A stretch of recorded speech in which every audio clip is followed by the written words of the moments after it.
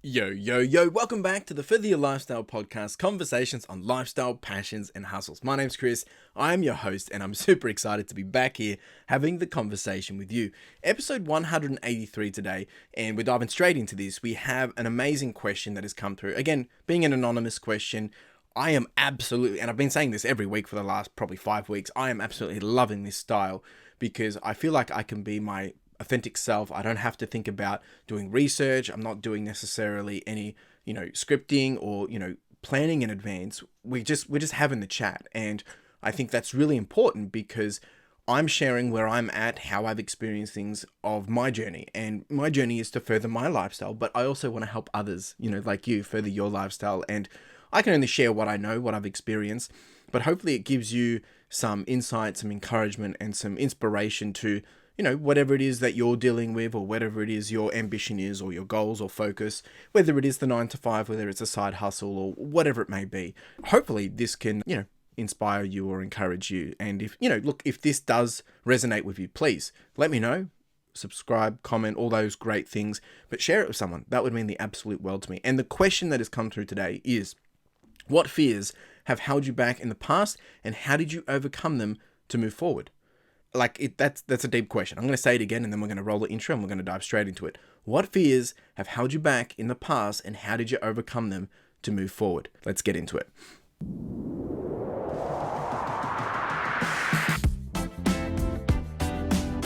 Look, when I think about, fears that have held me back in the past, the first thing that I can think of that comes straight off the chest is letting go. Then the other one being, fear of missing out, and also fear of what other people would think. Now, if we think about the first one, letting go, there's been a few elements of this which has probably been in the more recent than in the prior. But, I guess I first experienced this when I was in a management role working at my income consulting, and I had a team, and, letting go and putting that trust in someone else to do something.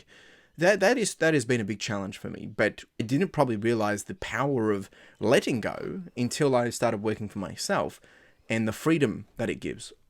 Outsourcing things, outsourcing the washing, outsourcing my listings, outsourcing my photography. But even this podcast, I have someone that now helps, do the edits of these, and I was so scared in doing that.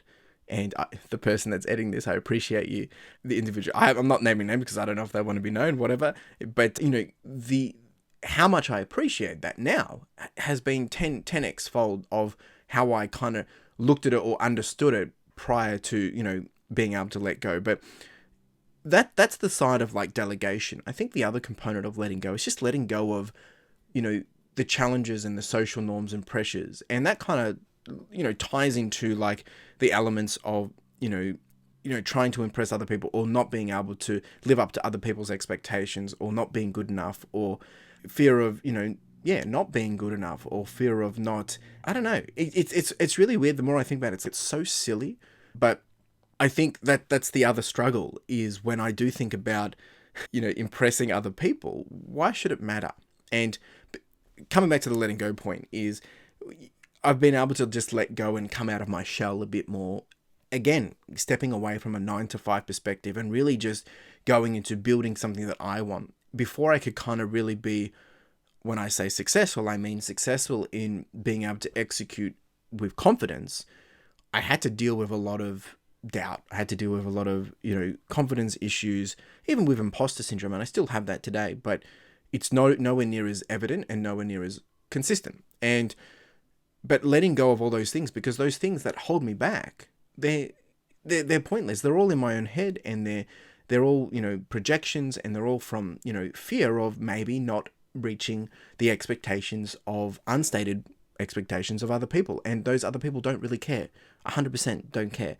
So there's that component of it as well. And I'll dive into that a little bit more. But the other thing that I wanted to touch on was, the fear of missing out. I've always been one that when it comes to different things occurring, or events, or, whether it's Pokemon or buying something, there has been this tendency to have this FOMO, fear of missing out. And again, trying to pull that away, because I think it all ties back to, trying to have a status, or trying to have or, make my ego feel good, or to be able to say, hey, look at me. But I think the sooner I realize that no one cares, and this is easier said than done, and it's still a component which I struggle with, but the sooner you realize, and the sooner I have been able to realize that, when we think people care about you, not necessarily care about you, when you think people are thinking about you in the way that you think they're thinking about you, they're not really, because everyone has their own problems. And I was chatting to a good friend the other day, and I was kind of challenging them about, they've got all these goals and ambitions, which is great. Like, you should have goals and ambitions. And getting so focused on a time period of that these should be completed by. And they were saying, oh, I want to have this by this age because, I want the status, I want the level, and I feel like things will be better by then. And I was challenging it because if you're trying to do it to impress other people, especially if you're doing it against peers, people at the same age of you, and maybe you went to high school together and you've both been trying to, first, get married first, or have your house first, or, have $100,000, or I don't know, get a new car, or whatever it is.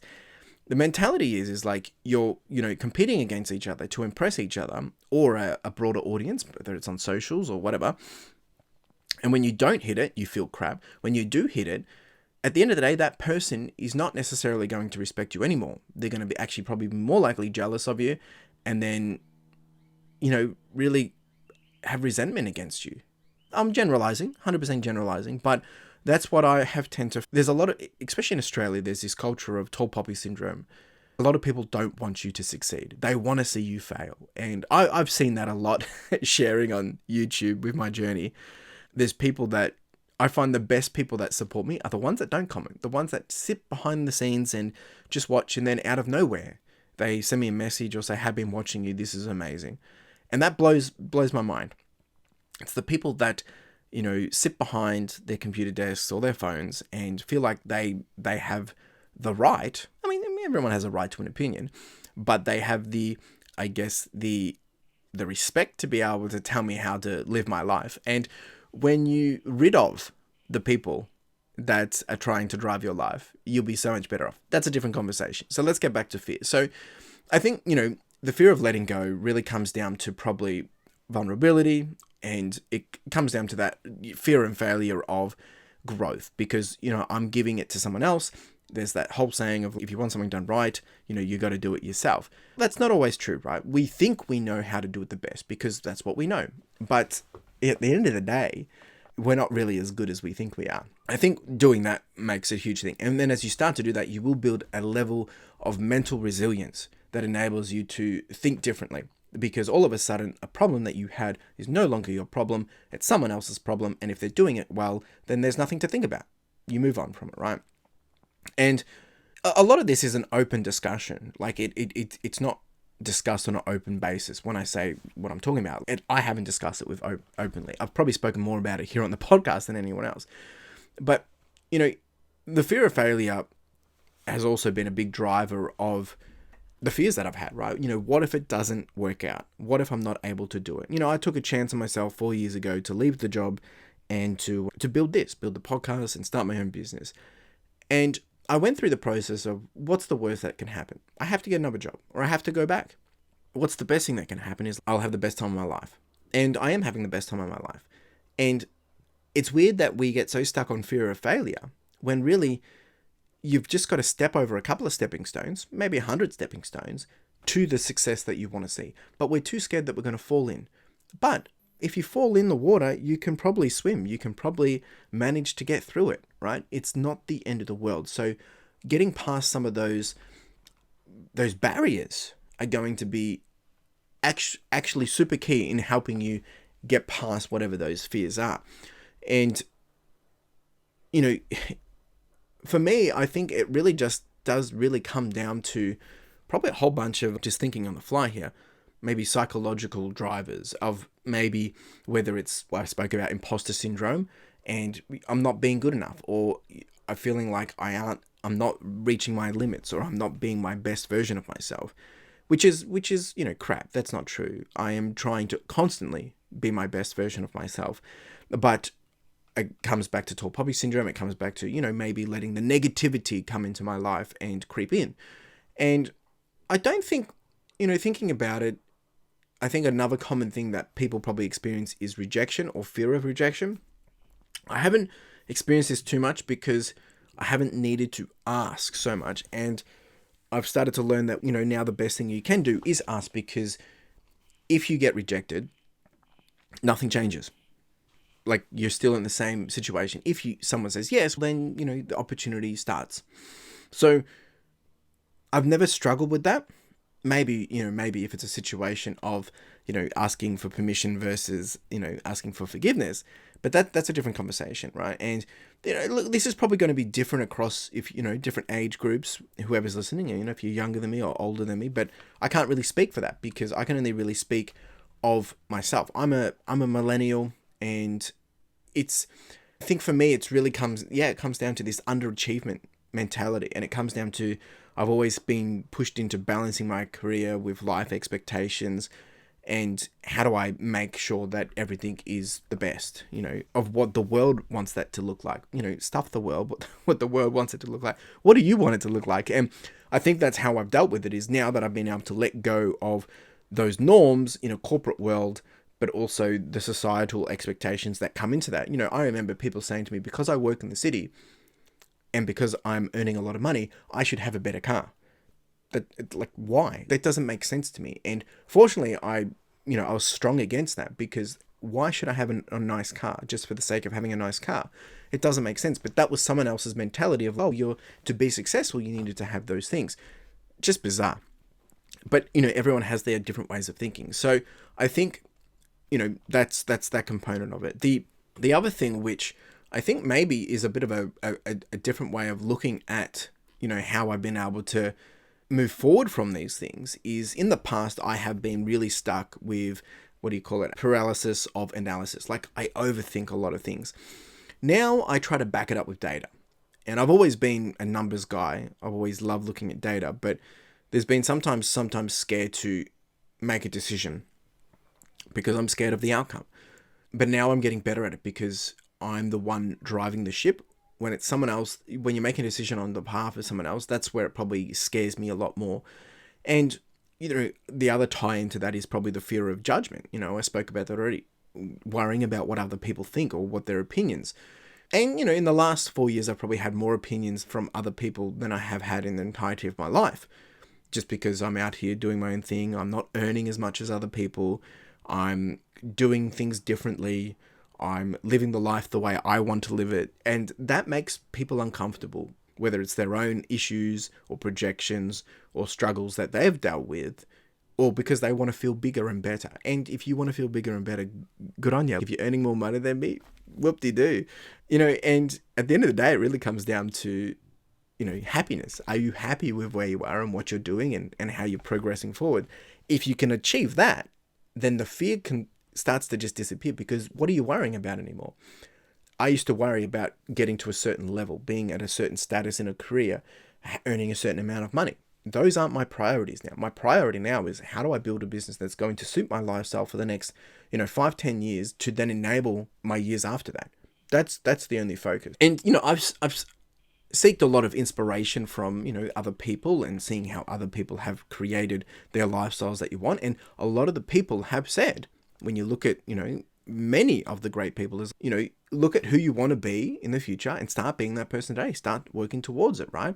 It does take incremental steps, but that's how you overcome it. And as you overcome those small steps of maybe of fear or issues or struggles that you have, it gets a little bit easier, and you gradually build more confidence. That's essentially it, right?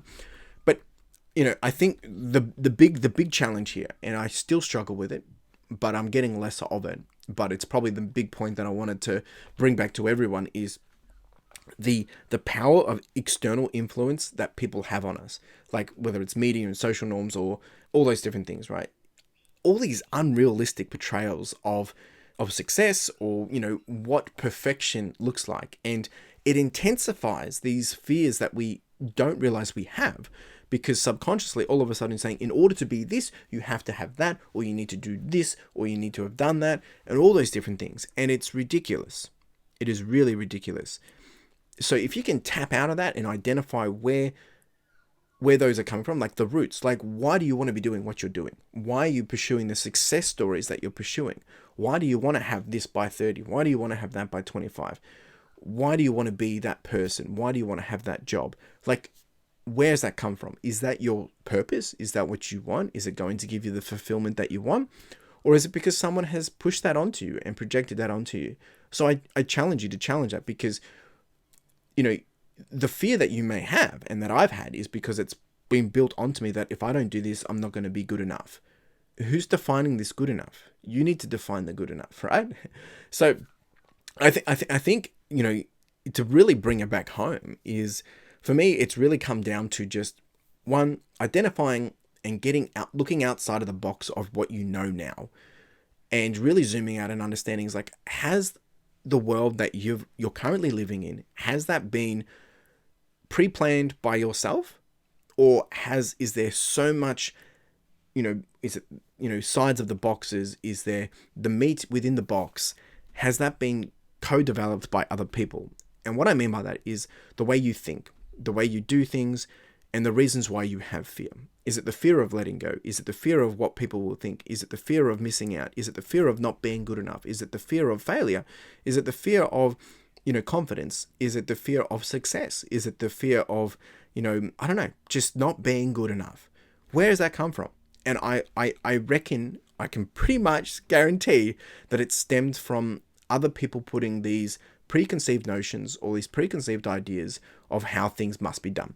And that's because that's how they've always done it, or because who you surround yourself with. And that's why it's important to have really good support networks, because depending on who your family and friends are and mentors and who the people are dealing with these things, that's going to influence on how you deal with these things.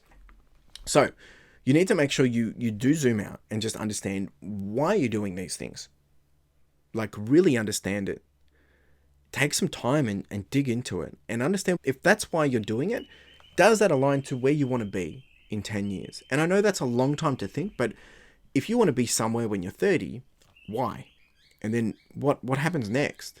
Like, why are you trying to achieve this? Why are you rushing towards that when really you might not even know what you want? You just think that's what you want because that's what you've always been told. So I also want to appreciate and understand that, fear is it's universal to all of us. We all experience it in different ways. Some of us really openly, some of us, we hide it. And sometimes it's going to be physical, sometimes it's going to be emotional, psychological, all these different things. Be kind to yourself. Take time to figure this out. For me, I'm being open about it because I'm now confident that I'm working through it better. And that, the fears that I have now is that, maybe I'm not going to hit the target that I want to hit in my business. Why do I want to hit that? Because really, if I hit it, it means that we're growing. If I don't hit it, we're not growing. And why do I want to grow the business? If I can grow the business, it means that I'm able to provide more opportunities to myself and to my, to my family, to my loved ones, and to hit the targets in terms of milestones of where I want to be able to do. I don't want to work as much, right? I'm building my business with more and more people in it to take me out of it so that I can go focus on some other dreams and goals and aspirations that I have. But that takes time. And it just might mean that if I don't hit those things, it's going to take a little bit more time. It's really not the end of the world. Be kind to yourself. Talk to someone about this. I would love to know what, for you, ask the question to you. What fears have you held back in the past? And how did you overcome them to move forward? Or how are you overcoming them to move forward? I hope this is a deep conversation. There's a lot in this. But I hope it's been helpful. I hope it's been meaningful for you. And I love having these conversations with you. So if it's inspired you, if it's encouraged you, or if you found something insightful, let me know down below in the comments. Please like, subscribe, all those great things. And if this did resonate with you, please share it with someone who you think needs to hear this.